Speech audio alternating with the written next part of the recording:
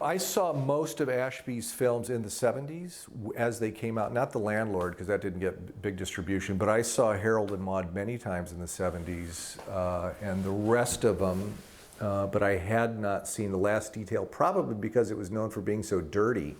I think it says it has fucked 65 times, which was at the time a record. So I think my parents wouldn't take me to see, my parents would take me to see most R-rated films. They didn't really care, but somehow that one we didn't see. I think they just thought it was known for being really vulgar. I didn't see it till maybe, I actually can't remember the first time, but maybe 20 years ago, 20, 25 years ago, and I think I saw it projected, and then it became one of that handful of films that I have to watch about once a year and try to turn other people on to.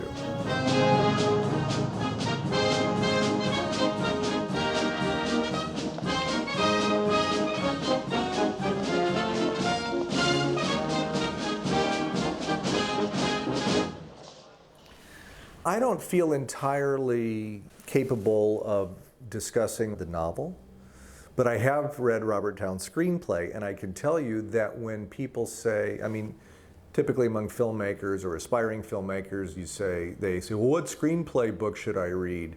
The answer is don't read any screenplay book, just read Chinatown. I amend that, or in fact, instead of that, I say read Chinatown. Of course, everyone has to read Chinatown, but also read The Last Detail for its precision and economy and depth. I always say filmmaking in general, and we're talking about screenwriting, it's a constant search for economy.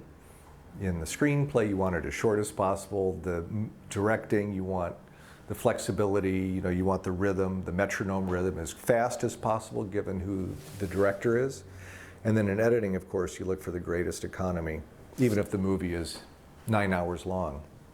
But Towne is a real master of, well, I just said it, concision, economy, and depth. You want to go in and wait for a while?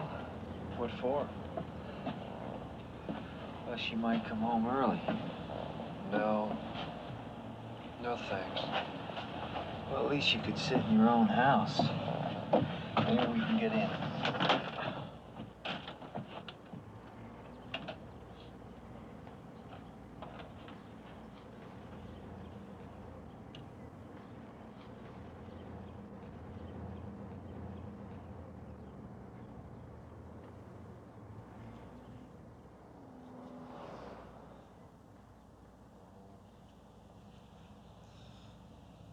I don't know what I would have said to her anyway.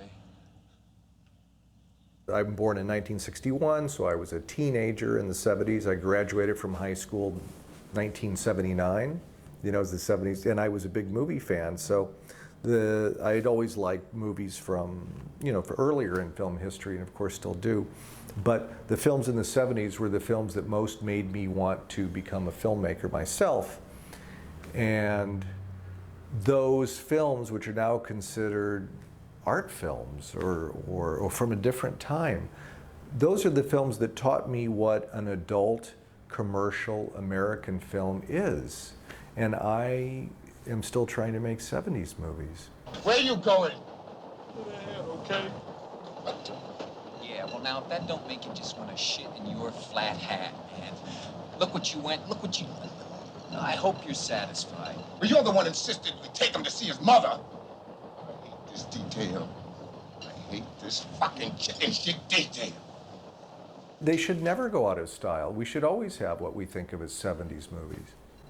When I went to work with Jack Nicholson on About Schmidt, people would say to me, oh, but he's so over the top and he's so big and he, the eyebrows and all that kind of stuff. And I thought, why are you pinholing this magnificent actor from some commercial version of himself he's been asked to do a few times, and I'm sure enjoys, but I told him that I saw About Schmidt very much as a continuation of the work that he had begun in the late 60s and 70s, where every part is complex and different, and the uniqueness and the individuality that he brought from his own personality and poured into the roles he was asked to play. That's the Nicholson I wanted, and he totally understood that. Come on. Come on. Come on! Take a fucking poke Take a poke at me. Come on. Come on. Hey, I'm gonna punch you out. Punch me out, you little prick. Go ahead. Punch me out. Hey, man, he ain't gonna punch Hey, I'm you. gonna know make that, him. man. Yes, I'm gonna make I him. like you. Yeah, I like you. Hey. I'm taking you to jail, motherfucker. That ain't your fault. Probably my favorite scenes in The Last Detail. Just the scenes when I mean, I love the whole movie, but when we get to those scenes, I say, oh good, we're here again. I love the fight between Mulhall and Badusky on the train. They go to the back of the train between the two cars and have a fight. And it's done with very long dissolves, which I love in most all of Hal Ashby films. He's a master of doing very long and beautiful dissolves, very emotional dissolves. And you can tell that he used dissolves in this sequence to shorten it. You can tell that the script was much longer and they had to find a clever way to condense in that moment. But the way they did it, like all good editing, the way they did it makes it feel deliberate. Ashby uses the long dissolves in pretty much all of his films, at least I haven't seen his 80 films. But in the 70s films, there's a beautiful sequence in The Landlord when Beau Bridges is out on a date with the dancer and he winds up with her at the end. But they stay up all night and they meet at the club where she dances, and then they go to a restaurant and talk, and then it's now daybreak and they're walking across the street to her apartment. And he's asking her how old she is. You see they're walking in wide shot, but you hear their voices in your ear. And it's done with very beautiful long dissolves. Bound for Glory has beautiful dissolves. Harold and Maude has beautiful dissolves. But we use a lot of dissolves in my pictures, and nowadays people don't use that many dissolves in modern film, and I don't know why. Somehow it's dissolves have entered the unfortunate club with voiceover and zooms. Things in film you're not supposed to use, and I don't know why. Dissolves even predate movies. They go back to the age of the magic lantern. And that's how they go from one image to the next. And there's a beautiful shot when Jack Nicholson sitting alone at the table and the train is vibrating and there's a sound of a glass hitting a plate. I love the fucking detail, I suppose. The fuck am I supposed to do? And it's quite loud, and I like that sound of a glass hitting a plate, vibrating against a plate on the train. So I like that scene a lot. And the other scene I like is the party scene, when they meet the Nam Myoho Renge Kyo people and then bump into them at a restaurant or a bar, and they get invited back to this party, and they have this, they smoke pot and drink and have a party, and that's a really delicious scene. I've seen things. Seen men do things that I wouldn't even begin to tell you at a time like this, my fair darling. I can see what it's done for you. Can you? That's wonderful. Must be the uniform. They are cute, aren't they? Oh, yeah. I like the way, you know what I like about it? One of my favorite things about this uniform is the way that it makes your dick look. Eh? This movie also has my favorite extra in any film. They're walking down the street. I think they're in, I can't remember if they're in Washington or in New York. Supposedly New York, they shot a lot of that in Toronto. And they're walking down the street. It's a lateral tracking shot, and a short guy in a corduroy jacket who looks like he's in a hurry to go somewhere, just walks right past them. He's 18 years old, he ain't never been. And I always notice that extra. I go, that's a great extra.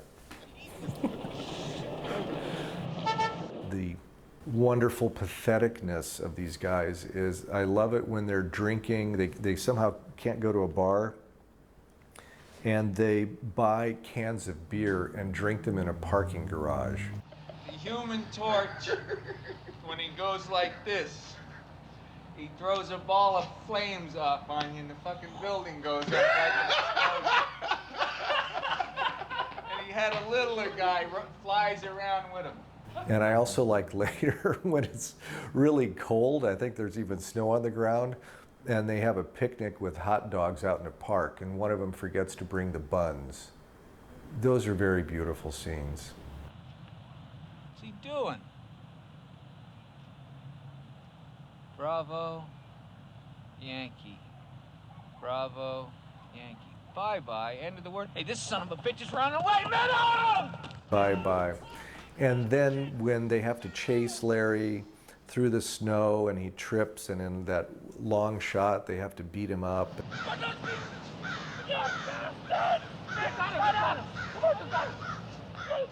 I don't think it is almost a love story. I think it is a love story among those three men.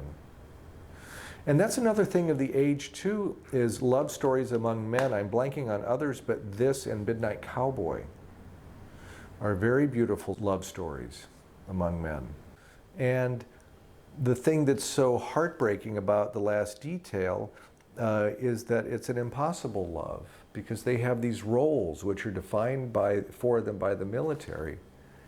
You know, part of them wants to just go on a lifelong road trip together.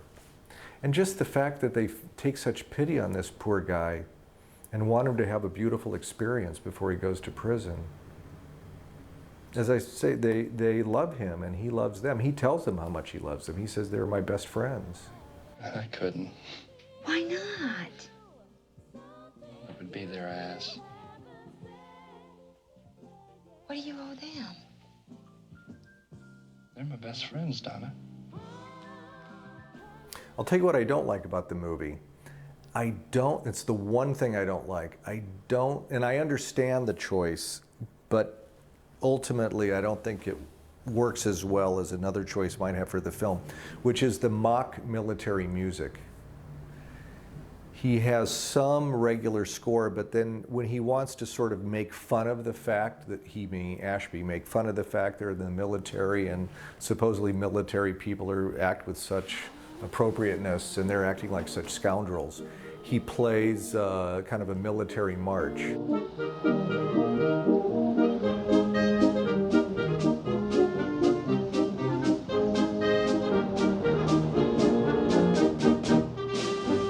And it's okay maybe once or twice, but he keeps using it. And I've seen the picture maybe, 15 times, and it starts to really pull me out of the picture. At least the score is fantastic, and it's a very old English piece with the low woodwinds when they drop Meadows off at the prison. That works beautifully and really gets you.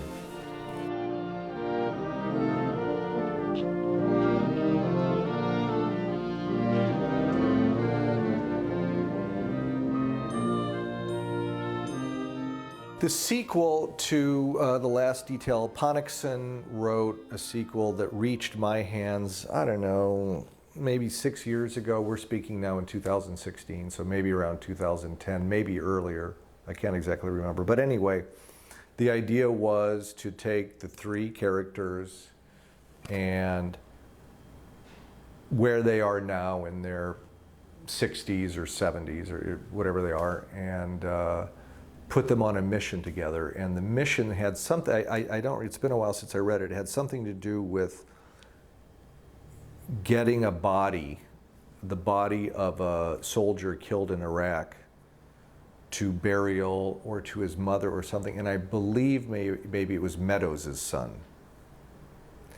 And it was pretty good.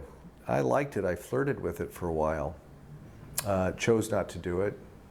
But I think it got published, and it's worth, I think it's 2 flags flying or 3 flags flying, something. Ponicsan's a wonderful writer. Richard Linklater was supposed to, that he picked it up around the time that I also read it, but I haven't heard anything about it since.